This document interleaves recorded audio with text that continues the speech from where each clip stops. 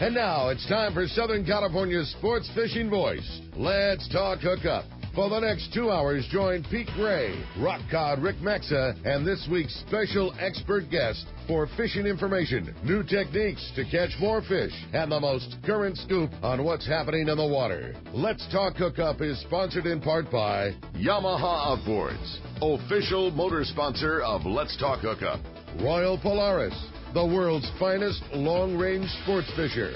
By Ford, the official truck of Let's Talk Hookup, and Shimano Rods and Reels. Fish with the best. Shimano. Get ready for the fastest 2 hours on radio with the hosts of Let's Talk Hookup, Pete Gray and Rock Cod Rick Maxa. Good morning, anglers, and welcome to Let's Talk Hookup. I'm Pete Gray. Rock Cod Rick Maxa is out of the bay right now, San Diego Bay, with the big San Diego Anglers Bay Bass Tournament. But we have a couple of great guests in the studio. The Albacore Fisherman Extraordinaire, Captain J.J. Gerritsen, is here, along with Scootch. That's Scott Albert from Flagler Institute of Environmental Research. We're going to have a great show talking all kinds of fishing. Stay tuned. Southern California Sport Fishing Voices. Let's Talk Hookup on the mighty 1090. It was another awesome year for fishing in San Diego, and it seems to still be going strong. I've talked to people that continue to get into tuna and yellowtail offshore. It was another awesome year for Ford, too. Once again, Ford is America's favorite brand. Just take a look at last year's sales figures. It's right there in black and white. If the car you're driving is 6, 7, 8 years old, it's really time to get into something new, because the technology in these new Ford cars, trucks, and SUVs is nothing short of impressive. You wouldn't want a cell phone with 8-year-old technology, would you? So why keep driving a car with old technology? Now's the time to stop by your San Diego County Ford dealer and check out the latest innovations and designs, like Pro Trailer Backup Assist on your new F-150. You just turn a little knob on the dash and it steers your trailer exactly where you want it to go. Trust me, backing in your boat will never be easier. Learn more at SanDiegoCountyFord.com or just stop by any San Diego County Ford dealer. They'll be glad to hook you up. For local and long-range fishing, the Islander out of Fisherman's Landing is a favorite among seasoned or novice anglers. But Islander Charters is much more than great fishing. They also do incredible Guadalupe white shark diving trips as well as a schedule of kayak mothership trips. You need to check out the Islander on their website, islander-charters.com. The Islander is San Diego's leader when it comes to 2 to 5 day fishing. Watch the website for trips and adventures available. Experience the Islander difference. Visit islander-charters.com for all the details. Information is the key to success, and inside information is even better. When it comes to fishing, inside information is critical, and that's what FishDope.com delivers. FishDope.com really does help you catch more fish and save fuel. FishDope.com is the only SST service with a satellite oceanographic PhD on board, the only fish finding service with a spotter plane. You get daily catch reports from Point Conception to San Martin Island, 365 days a year. FishDope.com boasts the largest code group anywhere, covering sport boats, commercial boats, and private boaters. FishDope.com has online planning tools, moon phase, tides, hot bite icons, and more. What I'm telling you is, if you don't have FishDope.com, well, good luck. Membership costs less than 40 gallons of gas for the entire year. That's right, 1 year. What a bargain. Plus, stay tuned for the special code to save $20 on a FishDope.com membership. Check it out today. FishDope.com. Catch more fish, burn less fuel. Welcome back to Let's Talk Hookup on the mighty 1090. So great to have our good friend Captain J.J. Gerritsen back in the studio. Good morning, J.J. Good morning, Pete. Hey, how are you? It's been like a year, right? Yeah. I was here about this time last year. About this time last year after you got off the water with the Albacore. Yep. Yeah, and your season was good? It was. Yeah, we had a great season this year. The fishing was good. The weather was good. You know, we had that warm water influx, which, you know, up there, warm water. Oh, it's not as warm as it is here, but... Like, what's warm water? Warm's 67, 68. That's pretty warm. Yeah. It's surprisingly mild up there. You know, you think, the great Pacific Northwest, deadliest catch. Whoosh. Yeah. But it's really not like that. I think we all have this misconception. You know, we're fishing from the rack outside of our boat with, you know, you're standing ankle deep in the water, basically, with a little rack around your knees. So if it's whitecapping or blowing 20 knots, we're pretty much not fishing. Yeah. So We have a lot of fair great weather, fair weather fishermen. It is fair weather fishery. So that's cool. Yeah, so it was mild, and we did good. We had a lot of fish. Yeah. Good season. Very happy with it. Yeah. It was exciting this year. We started catching our own bait. Yeah. Anchovy. Yeah. So we're setting a Lampara net to make our own anchovies, and that was a whole new challenge for us. I know nothing about nets. Yeah. So should ask Buck, right? Yeah, Buck it was a nail biter all the time. Trying to call Buck. Hey, Buck, what do I do about this? I don't think I have Buck's number anymore. No. but yeah, that thought crossed my mind. I'll tell you, it's a challenge. Yeah. All the times where I might have been thinking, why are those guys having trouble making bait? Well, you get it. You're driving around and thinking about running aground.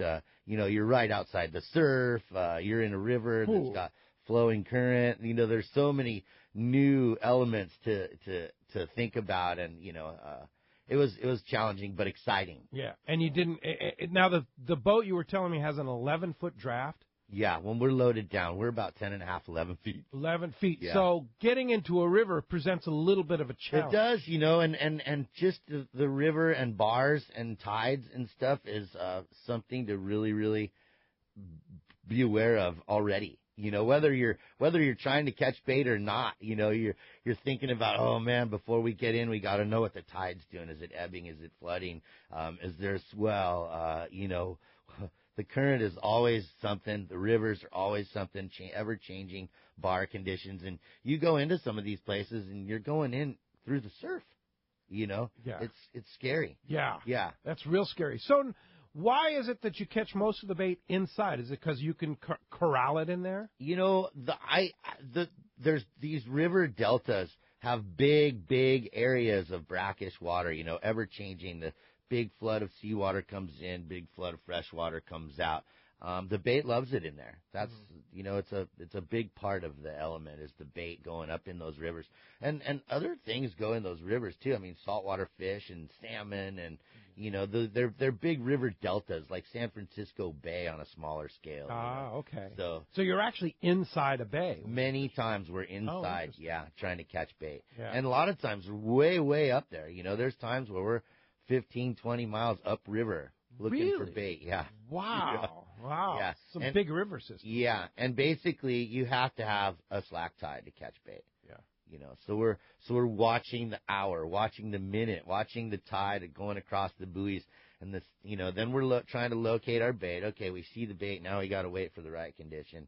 And then, you have about a 45-minute window of slack tide where you're going to either make your bait in that 45 minutes or you're going to wait 6 hours till the next tide. Yeah. Wow. And then how far offshore are you taking this bait and catching albacore one by one, hook and line? It depends. It depends. And they call it a coastal fishery, or they have been, and we say coastal if we're 100 miles offshore, There's been seasons where guys are going out there and fishing by the date line and out by Midway and, and on, middle of the ocean. Yeah. But the last dozen years or so, it's been a coastal fishery, and they fish anywhere from the 200 fathom curve all the way out to, 2,000 fathom drop off. Wow. 100 miles offshore. So there was many trips where we could see the mountains. Wow. Yeah. That's you're cool. 20, 30 miles offshore. That'd be beautiful. It's awesome. Yeah. It really is. It's neat. It's a whole different perspective. Yeah. You're sitting there. In the fall, there was snow on the mountains.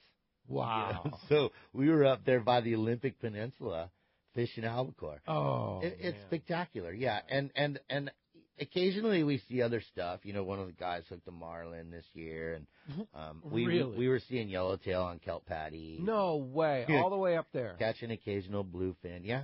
Wow. Yeah. Pretty amazing. It year. is. Yeah. Yeah. El Nino. So I have a question before we move into more stuff. Is what's the difference now? This time of the year around here, you see a lot of tombo, say at Point Loma Seafoods or in the restaurants and stuff. What's the difference between albacore and tombo? Well, tombo is albacore. Is it? Yeah, and I think that tombo is just a big, long line albacore. Is it? Maybe Scootch can Yeah. voice, and I think that's like a 50 to 70 pound fish that they catch over in Hawaii, bigger fish, long line style, and I think that's what they call Tombo. Yeah. Well, we have our resident scientist in the house here, Scootch, Scott Albert. Good morning. Good morning. Great to have you. First time on Let's Talk Hookup. I know your compadre, Chugi Sepulveda, has been here many times, and you're kind of in that scientific world. So what is that? Is JJ following that lead? Is that what that is? It's just a big albacore? Yeah, exactly. That's a Hawaiian caught albacore. They get a little bigger over there. That's where the mature fish typically go to spawn. And they're a little lower in fat content than these little juveniles you guys are catching. So that's why they don't have the flavor. They don't have the fat layer. Yeah. They're an older fish. They're the reproducing stock in the more tropical water. Okay. Catch them a lot deeper on longline gear. Yeah, okay. That answers that question. That's interesting. So what's going on with Pier? Now, what do you do at Pier? Now, last time I saw you, you were sitting on a barge in Cat Harbor in Catalina raising white sea bass. Yeah, I grew up studying white sea bass, and we're still doing the same there at Pier. We've got a few programs going with white sea bass tagging, as well as looking at reproductive biology, looking at size and maturity, some other studies, trying to get a better handle on our white sea bass stock off the coast and how to keep it around for generations, which has been challenging in the past. That fishery's really fluctuated, and it's a popular fish. You know, you get a year of good fishing, everyone wants to go get one, and that presents a management challenge that Fish and Game and other agencies are always trying to stay on top of. Yeah, no doubt about it. Now, you guys do a lot of unique work like archival tagging, tracking, and such like that.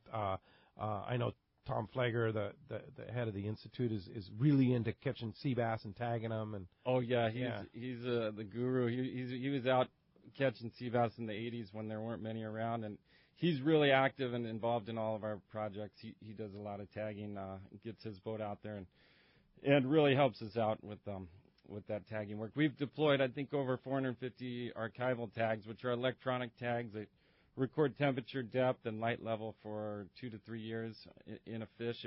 If we get a call, it's got a reward associated with it. So Fisherman will call the tag in, $200. We get the tag back, we get the information back, and send them a check and a T-shirt. And so far, we've accumulated a lot of good information, time series data on where these fish travel, how deep they go, what temperatures they prefer, and learning a lot about white sea bass over the last 7 or 8 years. We've been tagging these fish, big adult white sea bass. For 7, 8 years. These are not pop-up satellite tags. These are actually, you have to recover the fish and get the tag back. Exactly. Yeah, they're inside the body. Yeah, we surgically implant them into the belly cavity.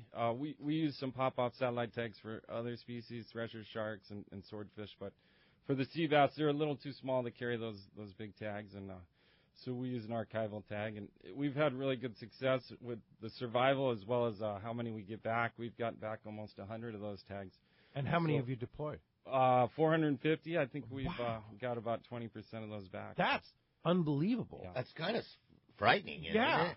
How many they're recovering? Yeah. How many sea bass are out there if you can recover 20% of the ones you 20% of the ones you tagged? And how close are they when you recover them? Are they real close, far away? You know, we've had all distances all the way up to Northern California, but typically they're caught really close to where they were deployed. But we're looking into their movement patterns, and they move. One fish moved as far as 2,500 miles between the point of deployment and the point of recapture, even though it was recaptured within a mile of where it was deployed. So that's amazing. Seasonally, so they covered. So the mystery fish, it's like everybody goes, where do they go? Yeah, where do they go? Yeah. So you almost never know when to go. You know, we want to go fish them on the first moon in the spring. Yeah. Yeah, but where are they now? Where are they in December and January? So where do they go? I mean, Well, they tend to go a little bit deeper in the winter months, but they will travel all the way up. We've had fish travel north of the Canadian border up where JJ's fishing up off Oregon, Washington. We've had fish travel into southern Baja or down towards Punta Eugenia. So they're traveling the whole northern Baja, California coast seasonally. That's why they are so elusive at times. And then at other times they're really predictable. They'll show up on the same spot at the same moon on the same fish. Yeah. And they get recaptured the same spot 2 years later. Unreal. So we've had that happen a bunch of times. Really? Yeah. And then you look at the track line and, wow, this fish traveled all the way to Monterey twice and back down to Baja twice. Unreal. Wow. And then back in the same spot where you caught it before. Yeah, the typical movement pattern is to the northwest in the summer and fall months, and then retreating back to the south in the winter months. And moving probably a little more offshore, where they spend time a little bit deeper. Yeah. Well, with our warmer than normal water right now, they're kind of early, right? Yeah, well, this summer we didn't have a real good sea bass fishery here locally. Now it's probably better fishing than it has been all year, but they don't really dig that warmer water. We see them most of the time in that mid 50 to mid 60 degree temperature. Once it exceeds that, you don't see a lot of fish here locally. How important is that squid stock to catching white sea bass? Do they follow squid stocks around? Yeah, I think it's tremendously important, and they'll stack up on those squid biomass spawning aggregations, and the sardines really important as well. And neither of those have been really abundant this year. So you find the squid up off Oregon, you're probably going to find the sea bass. That's where we heard a lot of the squid biomass was this year. Do you see a lot of squid up there, JJ? We see squid now and then. Yeah, a little bit. Do you use it for albacore fishing? No. Don't. No. No. It's all specifically, anchovy. So describe the practice of how you catch albacore on the name of your boat, Pikey, right? Yeah, Pikey. Pikey. It's just like going sport fishing here. It's exactly like going sport fishing. It's what we grew up doing. We go out, we look for, different water changes, sea surface temperature anomalies and edges and breaks and likely bait areas. Are you trolling around looking for it? Yeah, for sure we troll. In fact, we spend the first month or so of the season just jigging. And the fish when they first arrive, they seem to be spread out, not necessarily surface feeding, but not also in dense schools. They're just spread out. So we jig and we travel and we run edges and we find areas where we can get consistent strikes, but really don't see big schools. So it's jigging. We troll. And we troll 12 lines, and we don't stop when we get a jig strike. We just keep going. Hookup! Yeah. And the guys are back there just pulling steady. And then later in the season, come July, August, September, the fish tend to gather up on bait. And you see the bait as the season progresses. You see the anchovies out there start to get bigger and bigger and bigger and bigger. And it's almost like you're watching them grow. Wow. You catch some albacore. The albacore chokes out a few anchovies that are real small, almost like glass minnows. You can see through them. And then, a week or two later, you start to see a little color in them. And then, a week or two later, they look like small fish. And then, and then a week or two later, you start to see albacore boiling on the surface. Interesting. Wow. So yeah, it's pretty neat. And so then, once we get through that jig season, you're looking for sonar marks, you're looking for bird schools. Still watching your water edges.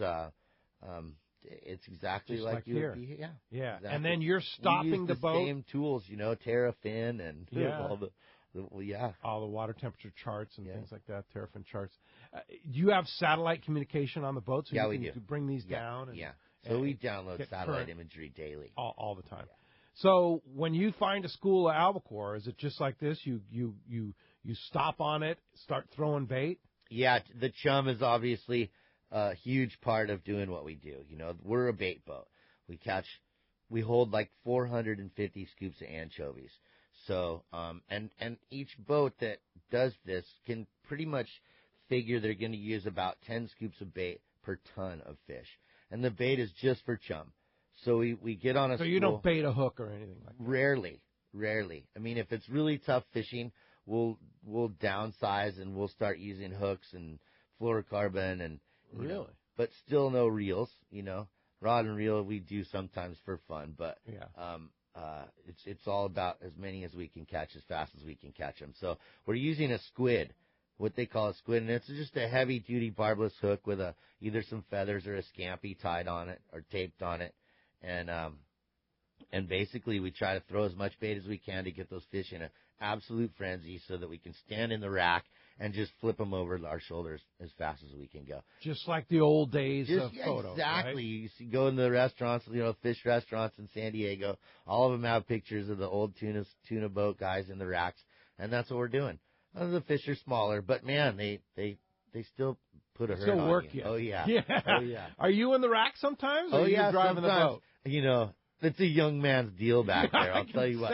I'm a fanatic. I love to fish. I can't help it. You know, when they're biting, I just can't help it. I laugh like a little girl and I jump in the rack. Yeah, it's awesome. It's fun, and I feel it. So after I get out of the rack, even after a bite that lasts 45 minutes.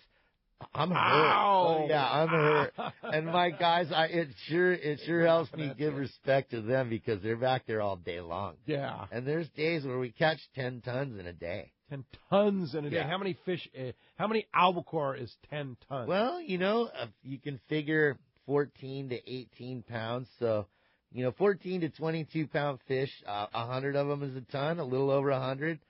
So, yeah. Wow. Yeah. Wow. 1,000 fish a day? Yeah. Oh, man. That's a lot of fish. That's a lot. And how many guys? Yeah, you're figuring each guy. Well, there's generally 3 guys in the rack. Oh. So, yeah, each guy has to catch 300 or 400. 300 or 400 fish a day. Can you imagine? Yeah, wow. It's tough. That's a workout. I catch 35 and I'm hurt. Yeah, oh, no kidding, yeah. Well, as you can hear, we have a great show lined up for you today. Such a wealth of knowledge here in the studio between Scootch and JJ. We're having fun, too, and if you want to join us and join in the fun, toll-free anywhere in the U.S., 877-792-1090. One line open there.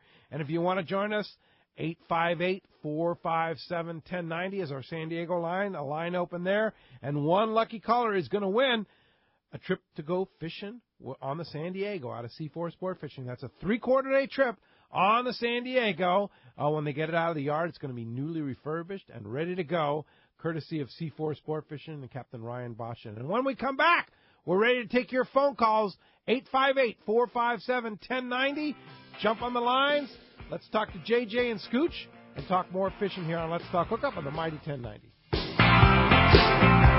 Inland Boat Center is the destination for your next boat. They've been around 35 years, so they're here to stay with something for everyone. Inland Boat Center has a giant inventory of all types of boats, including the perfect saltwater fishing boats made by Arima and Defiance. Inland Boat Center has a huge 2.5-acre indoor showroom with over 300 new and pre-owned boats, making them the largest boat store on the West Coast. Family owned and operated, they are proud of their customer service. They take trades of all types. Come check out their inventory of Defiance boats from 20 to 29 feet, or the fantastic selection of the amazing Arima boats from 17 to 21 feet. Inland Boat Center has a full service department, fiberglass repair and upholstery department. Everything you need is under one roof at Inland Boat Center, 681 East San Jacinto in Paris. Check the website for the current inventory and more at inlandboatcenter.com. At Dawson & Associates Insurance Services, we recommend travel insurance for your next trip. Plans include trip cost cancellation, emergency medical evacuation, and medical expenses. For the frequent traveler going at least 100 miles from home, we have an annual plan, including foreign and domestic travel that insures every trip you make for an entire year for only $267. We guarantee the lowest prices on all our travel insurance products. Call Bob or Christy at 619-460-5615, or to view prices or apply online, visit safariglobaltravel.com. That's safariglobaltravel.com. Don't miss the 2016 San Diego Sun Road Boat Show at the Sun Road Resort Marina today and tomorrow. If you are a boater, don't miss this once-a-year event.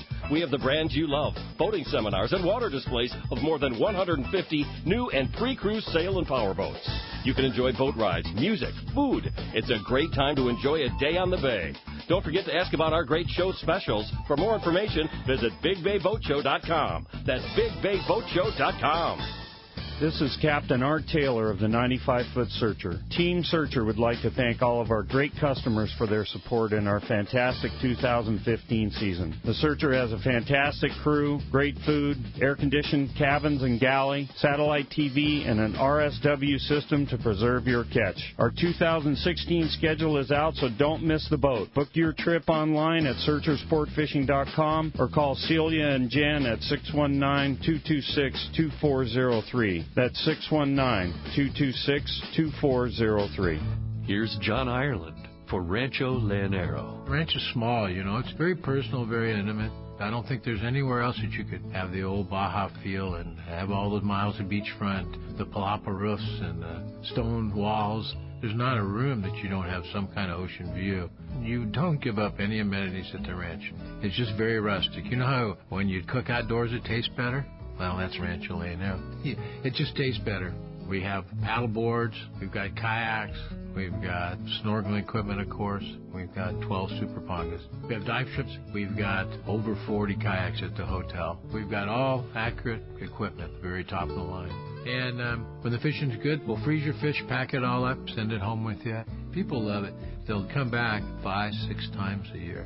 That's the highest accolade we can get. 1-800-646-2252, 646-BAJA. And RanchoLeonero.com. It's unique. Welcome back to Let's Talk Hookup on the Mighty 1090. Pete Gray here. As I said, Rock Cod Rick's out fishing right now. Good luck to all the anglers in the San Diego Anglers Bay Bass Tournament today. Big event happening starting at 2 o'clock, the weigh-in. Everybody's invited, whether you participate in the tournament or not.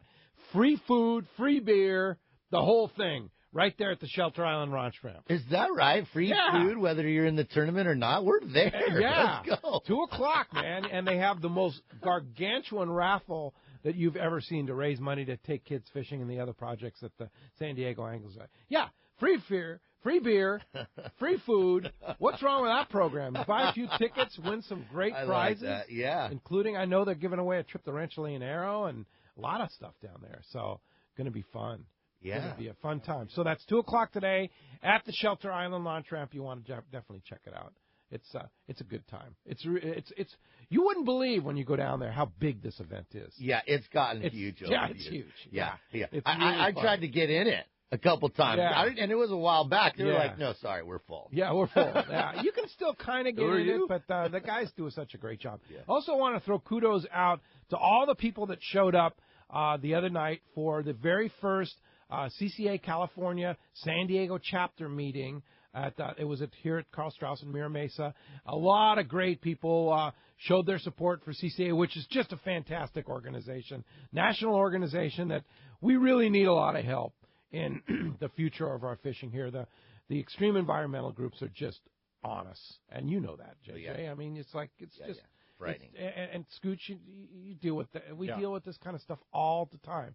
We need support, and we need numbers. And it was really great to see all the people that came out to support CCA California. Wayne and Steve Pazel did a great job putting that together. And if there's a chapter in Orange County, there's a chapter in Los Angeles, there's this chapter in San Diego. So big push for the Fred Hall shows coming up to join CCA. Please join CCA. This is our hope for the future for fishing. So let's get on it and be a part of it. And like I say, thanks to all the people that did show that support there. Hey, let's go ahead and jump into the phones. One line open at 858-457-1090. Let's go ahead and start with Vince calling us from Anaheim. Good morning, Vince. Thanks for joining us. Hey, how you doing? Good morning. Yeah, I just got back from my vacation down in Altamira. I always hear you talking about it, the walls. Okay. And I can remember standing in the shore break there with J.J. Gerritsen pulling in one bass after another. Oh, yeah. Very I've been nice. out on his boat, too, fishing for albacore, shoot tuna. Yeah. Well, we got, back in November after the surf came up real big, I was just standing there in the shore break, casting a crocodile out, got a 20-pound white sea bass. Off the beach. Nice. Yeah, off the beach. Man, my friend, he caught one that was closer to 35. Wow. Right next to me. Yeah. The bait was just frothing. Birds of 5 or 6 varieties going off.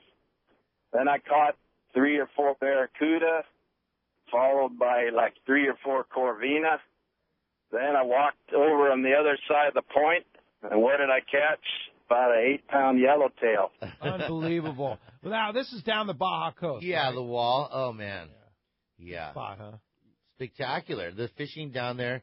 If you can't surf, we'll just go fishing. Go fishing. Yeah, catch halibut, sea bass, yellowtail, whatever you want right out of the surf. That sounds pretty good, Vince. Yeah, that does sound good, Vince. Thanks a lot for the call this morning. the sea bass live in the surf, too? Yeah, down there in Vizcaíno Bay, a really productive area. Like you said, a lot of birds, a lot of bait. I've caught those short-fin corvina down there. I've never caught a sea bass off the beach, but I know the gillnets and ponga guys do pretty well down there. Yeah. You always hear stories about guys that are camping down there. They're surfing or they're just hanging out and camping, catching sea bass off the beach. And some guys kind of specialize in it. They keep it on the down low, but they're catching. They'll catch a little croaker on a mini jig or a perch or something in the surf, and they'll pin that thing on a big hook and fire it back out. Catch something bass. bigger. Yeah. And now, is that near Variety where our friend Del Marsh used to fish? I'm not sure where Variety is. That's like the southern end just before you get to the San big lagoon. Ignacio Bay. The lagoon above that. Right, Ojo del Liebre. Yeah. I think that's that same Clam Bay. I think it's above okay, so and he talked about doing that, right? Same method. Big sea bass and I was down there surf fishing and was catching.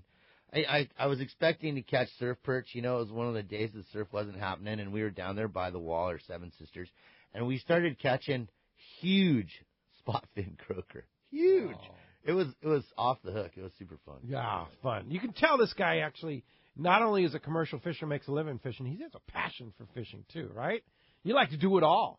Yeah. That's it. I know. 858-457-1090 open right now. If you want to get through, there is your chance. Like Don in Woodland Hills. Thanks for joining us, Don. Hey, good morning, guys. Thanks for taking my call. My question's for JJ. And JJ, you spent a long time in the recreational side of sport fishing and now having moved to commercial.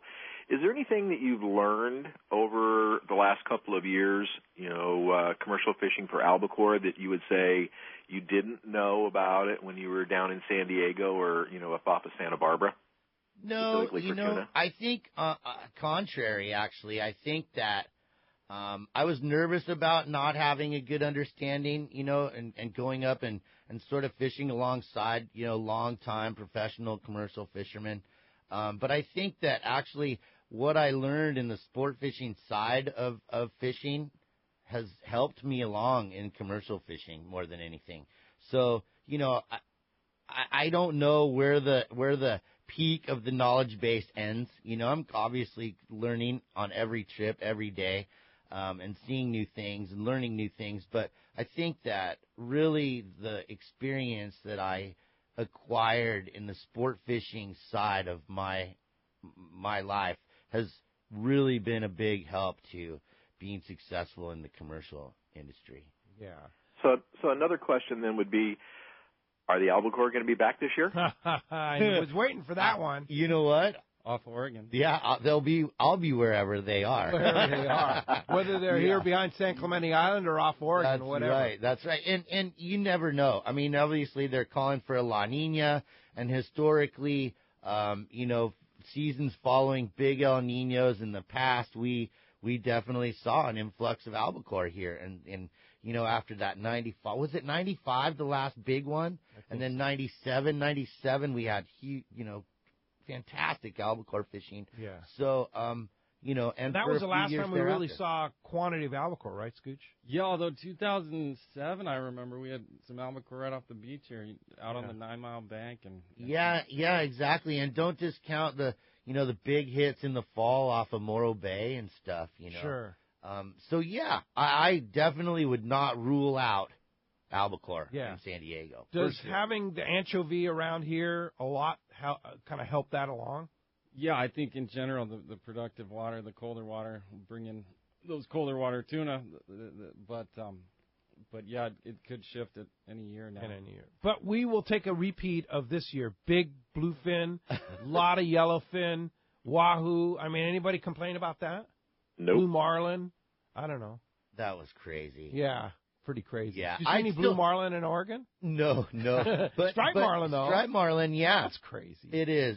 And I don't think that's all that uncommon. I don't think it has to be an El Nino for that to happen. Yeah. When I said the water was 66, 68 degrees, that's not that uncommon up there. Huh. That's you see normal. it a lot. Yeah, you start to get good weather, and the sea surface temperature starts to warm up.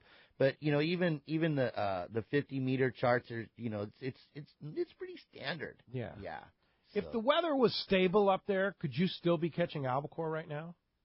I don't think so. No, they're gone. Yeah, they're gone. Where did they go? I don't know. We Yeah, gotta put some more Scootch? archival tags. Yeah, in. they've been tagging a lot of those at the Southwest Fisheries Science Center and seen that they're traveling across the Pacific, pretty consistently. Yeah. Yeah. So once the water starts to cool down there, they're out of there and. Yeah, they don't necessarily go all the way to the Western Pacific, but they'll go out to the date line or the 145 line or way offshore. And there used to be a fishery, like JJ said, that targeted them offshore. They're trolling. They'd be trolling this time of year and catching fish, but that's kind of, from what I understand, a dying breed. Not as many guys doing that trolling anymore.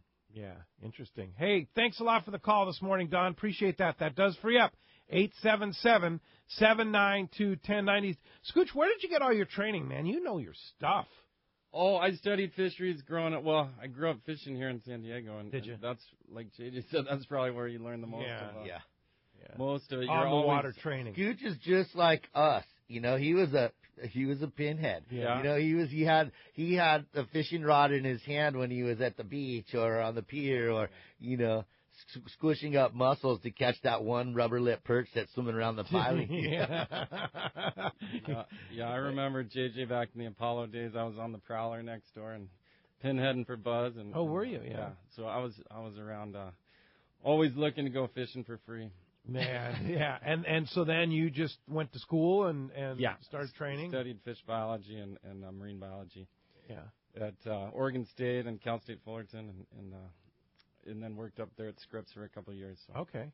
Yeah. And then you joined Chugi and Tom Flager and yeah, I joined the team up there in Institute. 2007 and we've been busy ever since. Mainly working on white sea bass, swordfish, terrestrial sharks, some of the commercially and recreationally important species off our coast that the fishermen rely on and that we hope to see stick around.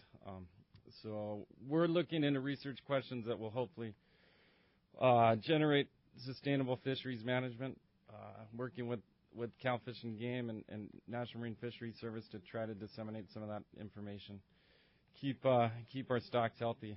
And how can we keep our stocks of sea bass healthy? Let's just take sea bass. I think for sea bass, the recipe is relatively simple, and we learned that back in the 90s. You reduce the effort, the high fishing effort on the local coastal spawning aggregations, and if you can minimize some of that, we had a really good recruitment in the mid 90s. That good spawning and good recruitment, and that stock bounced right back. So. Yeah, it's good. Is the stock good now? It was really good the early part of 2000s and 2010. I think they were saying was the year of the sea bass. There were really good fishing then, and maybe a little too good. We've seen it kind of taper off since 2010. Too many caught, both recreationally and commercially. Potentially, yeah. There's an ongoing stock assessment right now looking into the trend lines and how the population's doing currently. But 2010 was definitely a peak year as far as recreational landings, commercial landings. I think there were 500,000 pounds landed commercially and probably about the same recreationally. The what they're saying, the optimal yield's about 1.2 million pounds. So I think we achieved that in 2010. Okay. And anything exceeding that tends to result in an overexploitation scenario of the population. Yeah. And we've seen that 3 times in the last century where fishing's good, and then the next decade, there's not quite as many around. Because of overfishing. Potentially, yeah. Can recreational hook and line fishermen, as well as the commercial hook and line fishermen, overfish white sea bass? Yeah, we all play a role in keeping that stock sustainable. We've got tag recoveries back from private boats, commercial passenger fishing boats, kayaks, spear fishermen, purse seine boats, gill net, commercial hook and line, even a lobster boat caught a tag sea bass. Yeah, I saw that in your work. Yeah. And so we all are part of the harvest scenario, and we all need to be responsible as far as maybe setting our own limits. Even if it's that persistent targeting of the coastal spawning aggregations that knocks them down. Yeah. They're spawning between March and July, And that's when fishing's good. That's when you Right. want to go target them. But you also got to realize those fish are putting out hundreds of millions of eggs. Yeah.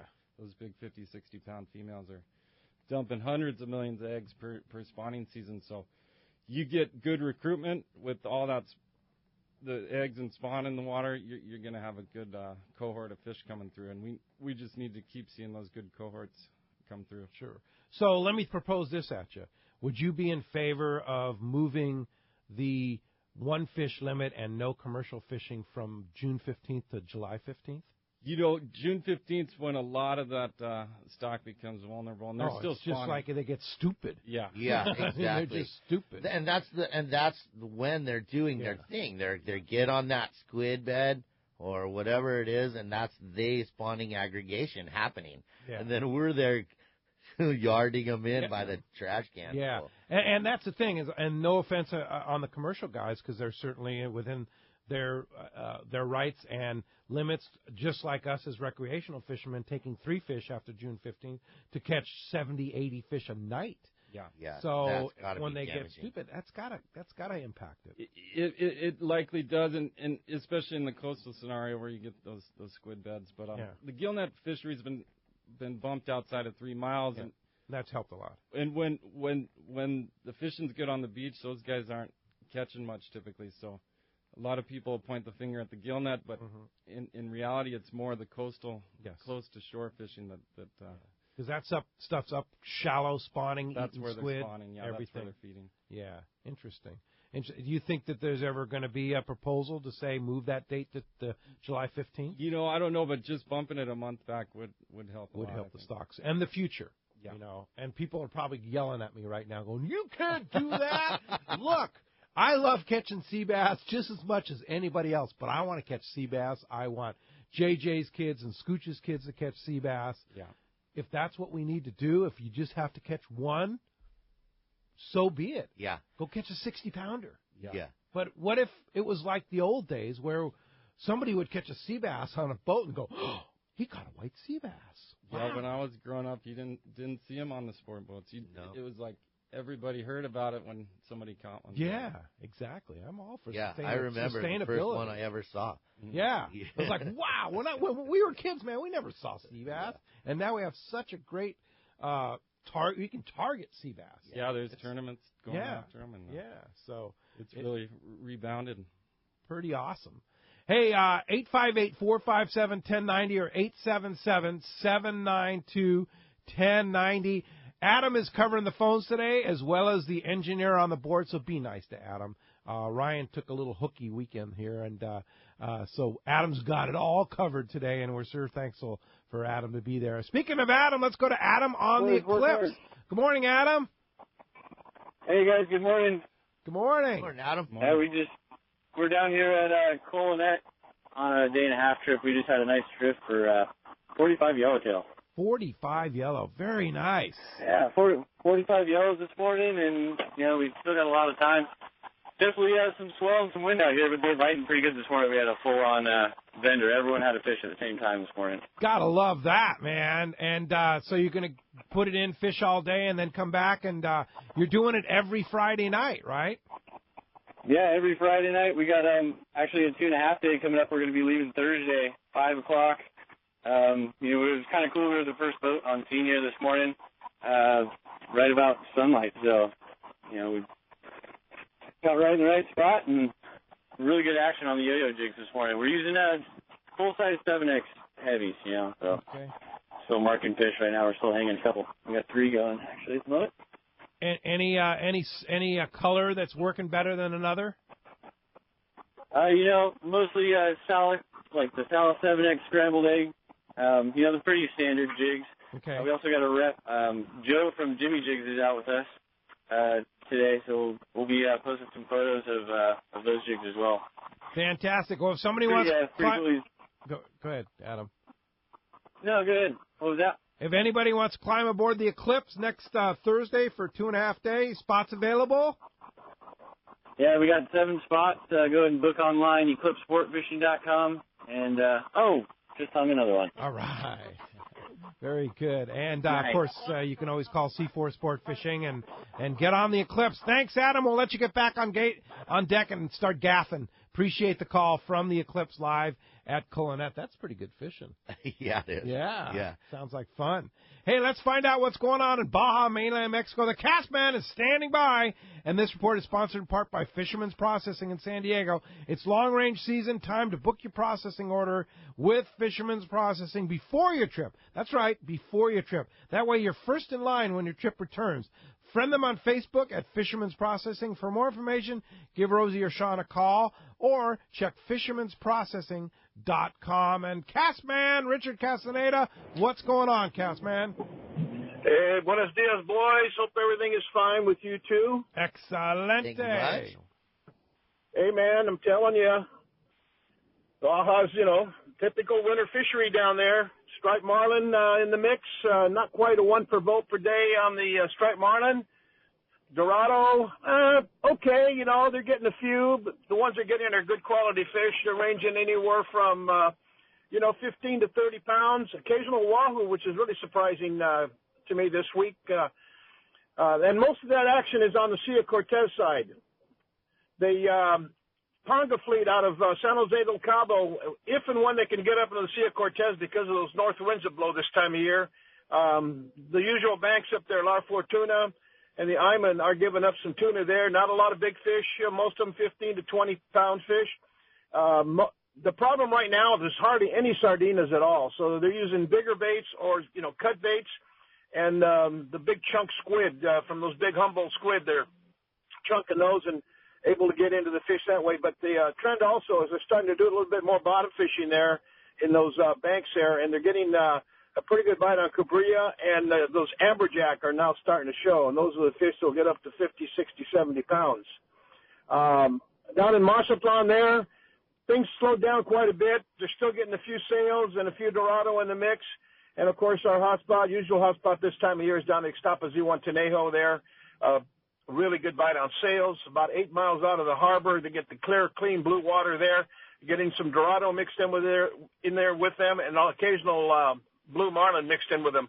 But the beach action is really hot down there for the roosters and the jacks. I mean, it can be just mayhem down there. Really a lot of exciting fishery on the topwaters, the poppers, and also trolling slow baits along the surf line, live baits are along the surf line. So some good fishing going on there. And the temperatures down there in that area, they're in the low 90s, and water temperatures ranging at 83, 84 degrees. And anyway, that's a report for this week, Pete. And I'd like to announce that we did fill that last spot for the Pesca Panama, that we had that cancellation due to illness. And you'll be surprised who I tell you who signed up. It was the eloquent, wonderful Kenny Ross. All right. Ken Ross. Always a pleasure having Ken Ross aboard. That's going to be a fantastic trip. I can't wait for that. I think about that Pesca Panama trip. It is so much fun. Now, you're working on dates for 2017, I know, right? Yes. Matter of fact, it's going to be that first weekend in April for 2017. Will be almost the same time frame as this year. Okay. Almost identical. Just before Easter, right? Yeah, it's that last Saturday in March and the week in April. I just got that confirmed yesterday, and so we're locked in for that. And Christmas Island, I'm still kind of working on that. It's either going to be in May or June of 2017, and I'll have that locked in for next week. I'll announce the dates on that. All right. But, we'll keep you posted, and it's always fun traveling with the Castman. So if somebody wants to go with you, Castman, how do we do it? Kenny wanted me to say, too, he's bringing an extra bottle of your favorite. Okay, Florida Cana, of course. Yeah. 800-593-6510 or on the web at www.casttours.com. And don't forget, we're just about a month away from the Long Beach Fred Hall Show. Yeah, I know. Right around the corner here. Castman, we're looking forward to seeing you there and looking forward to talking to you next Saturday. All right. Thanks very much. All right. Appreciate that call this morning. All right. Let's talk to our good buddy. We're going to call him Cabo Bruce. Cabo Bruce from CaboFishTime.com. Good morning, Bruce. Good morning, boys. How's everybody doing? Hey, doing great. Now, you started promoting Cabo here on Let's Talk Hookup because, really, we've been promoting East Cape and and surrounding destinations, but nobody was. There's a lot of people that love going to Cabo, and nobody was really saying, "Hey, I've got the hookups in Cabo," and we got together and you do have the hookups. Tell us about CaboFishTime.com. Well, sure, and thanks very much for the opportunity. Yeah, it was good getting together with you, and nice that Castman gave us the fishing report. Real good reason to go down there. Our condos are right on Medano Beach. We do have some on the Pacific side, too. But basically on Medano Beach because that's the only swimmable beach that there is. And now, that's the beach that's right in the middle of everything. It's the main beach on the calm side of Cabo. Exactamente. Yeah, okay. That's right. We don't do anything on the corridor because those are big hotels. These are smaller timeshare resorts with fantastic grounds, plenty to do, and close enough to all the boats that you can just walk over and begin your fishing adventure if that's what you want to do. Yeah, exactly. So give an example. For example, we did our live broadcast down there at the Pueblo Bonito, which is one of the premier hotels, both the Blanco and the Rosé. Give an example, because most of those hotel rooms, they're like little studio apartments, is what they are. We're like $500-600 a night. Is that how much it's going to cost to go there? If you go to Expedia, for example, $500-600 per night for a studio. Now, if you want a one-bedroom or larger, of course, it's going to be more money, but not with me. We own these timeshares. So we have access to our own plus more. We have contracts with Pueblo Bonito, Rosé, Blanco, as well as Villa del Palmar and Villa del Arco, Villa de Estancia, which is in the middle of those two. They're all right close together. Yeah. But our rates are unbelievable. For example, one-bedroom, two-bath. All of our units, by the way, are ocean view. So when you check in, and of course you're also a guest of mine, which is a big deal because when you get to the front desk, they'll see it on the reservation. So, friend of Cabo Bruce. Okay. We'll get you the best room possible. Ah. But anyway, so for a one-bedroom, two-bath, you're looking for the entire week of about $1,800. Wow. For a one-bedroom, two-bath, not a studio. Exactly. Wow. The studio is around, $1,200, something like that, depending on the season. Now, for the holiday is week. going to be a little bit higher, of course. But other than that, our rates are stable. We have summer and winter rates and holiday. So we keep our pencils very, very sharp because we want people to go. So Bruce, you're saying less than $200 a night for a studio that would normally cost $500-600 a night. That's right. Wow. Yes. That's pretty amazing. Yes. And airfares right now, I don't know if you looked at airfares lately, Bruce, but airfares are ridiculous because there's so much competition. Pete, out of San Diego, there's $280, including all taxes and fees. Yeah. Round trip. Round trip. Yeah, which taxes and fees are $125 alone. So exactly. do the math on that's that. Exactly right. So if somebody wants to go to Cabo, you'll set them up for transportation, the hotel, fishing, the whole deal. How do we do that, Bruce? Well, there's a couple of different ways to do it. You can call me, of course, at 951-323-1872. I said that kind of fast. 951-323-1872. You can go to my website, CaboFishTime.com, or, and you can go to Video Land, go to YouTube, and see the videos that I've shot of the rooms and the grounds, et cetera, et cetera. All right. Or the last way is to go to Vacation Rental by Owner, VRBO, and our listing number is 751180. Okay. And you can book right there online or contact us via email. My wife, Terry, takes care of all the reserving on that side, reservations, and then I make sure the availability is there and then get the confirmation via email. All right. Very good. Easiest way, CaboFishTime.com. Bruce, Cabo Bruce, thanks a lot for the info. Hey, thanks for the time, boys. All right. Love the Appreciate show. it. Thank you very much. Appreciate that. Rich and Bradley, you're next up on Let's Talk Hookup. Good morning, Rich. Rich. I guess we lost Rich there. So how about Doug in Montebello? Doug, you're next up. Two questions here. Have you made any progress on overturning the MLPA?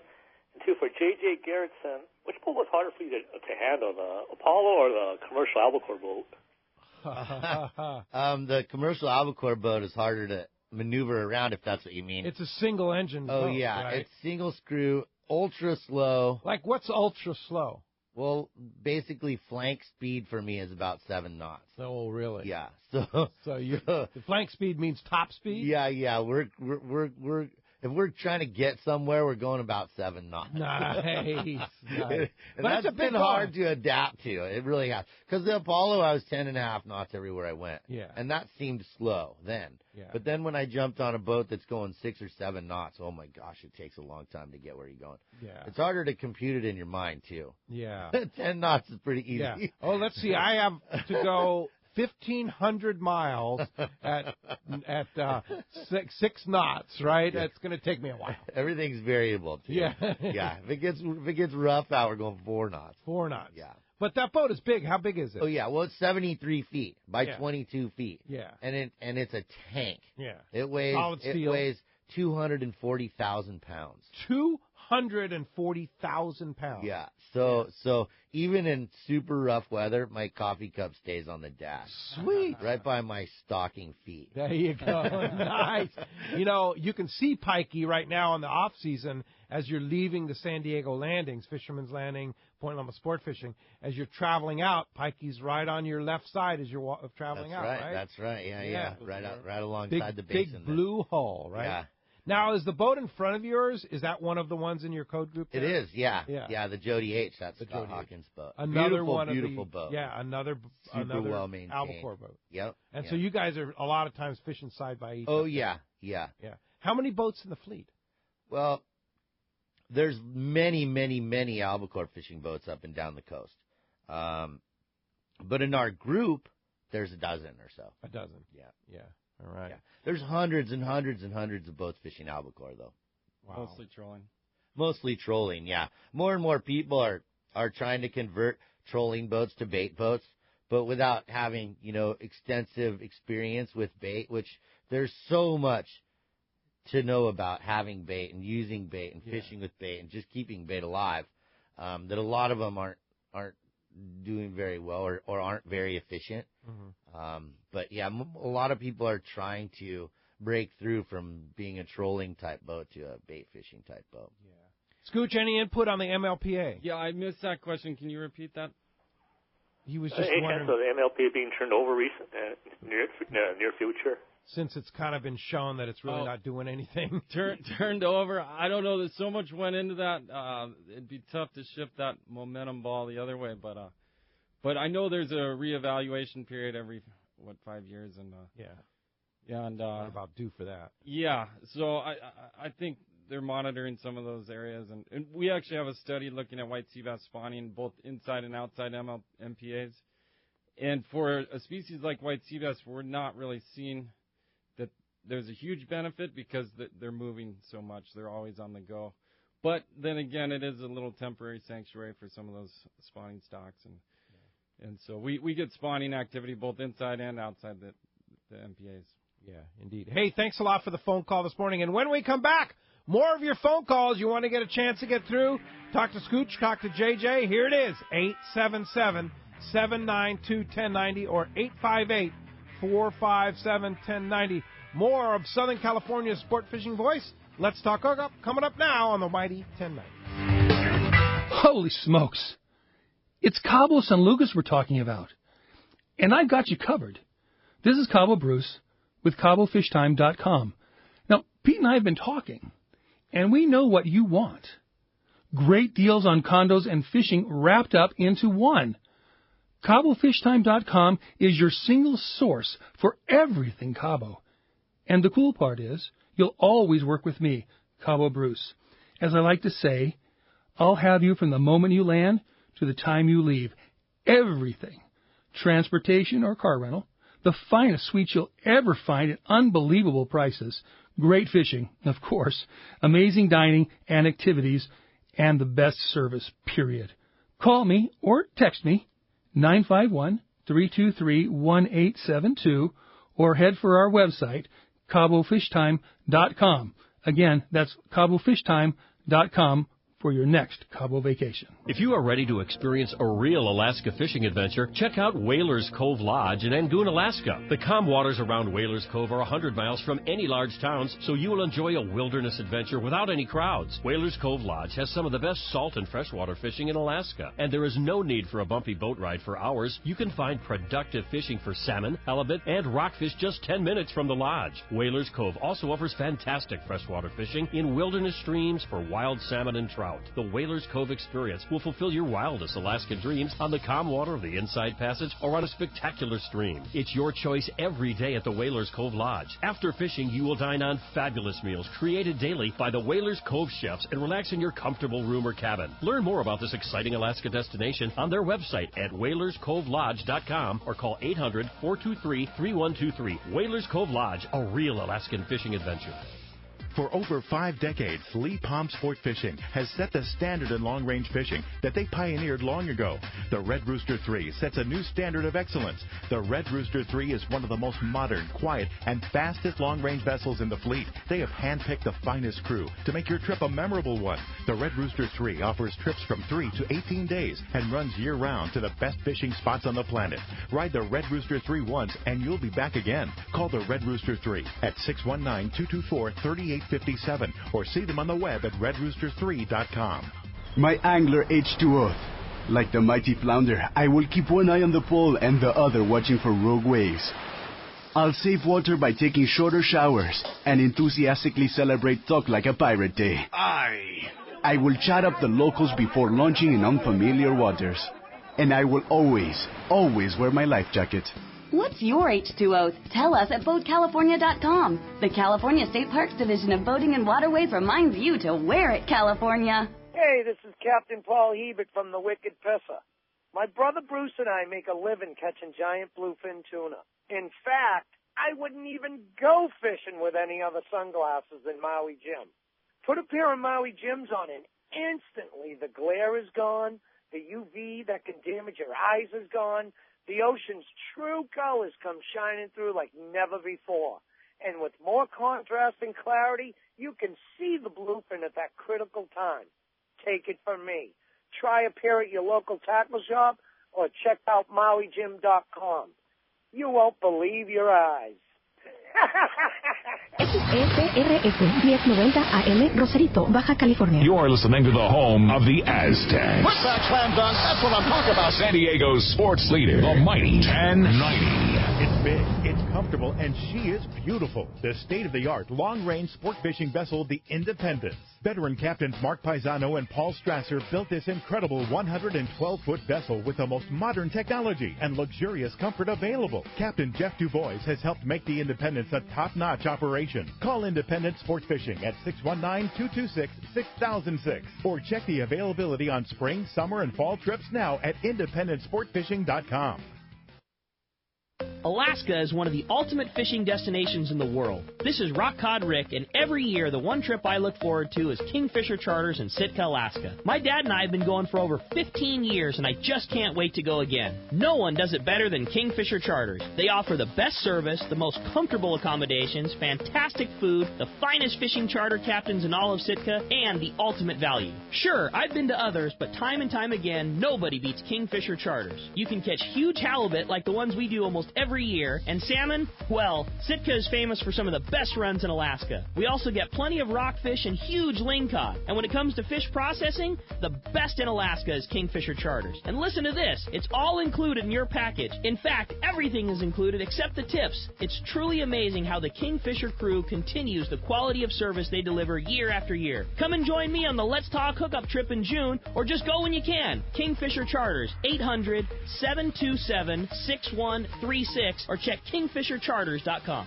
The new Shimano Torium HG is here, and you'll be able to experience this fantastic reel now at your local Shimano dealer. The new Torium is up to 30% smaller than the previous generation, but still has the same line capacity. The smaller S compact body design and one-piece die-cast aluminum frame provides more rigidity and lighter weight. Torium now has EI surface treatment and is tested up to 700 times the corrosion resistance of past models. The new Shimano Torium HG is not only better on the outside, the inside inside is amazing, with a cross-carbon drag providing up to 24 pounds of drag pressure from a Star Drag reel. It has a sealed roller clutch and 6.2 to 1 brass gears. The machined aluminum handle has a larger knob to make it easy to crank in the big fish. The new lightweight aluminum spool gives you better casting and control. Available in 3 sizes, the Torium HT is the next evolution in compact, rigid, and powerful saltwater Star Drag reels. Get it now at your local Shimano dealers.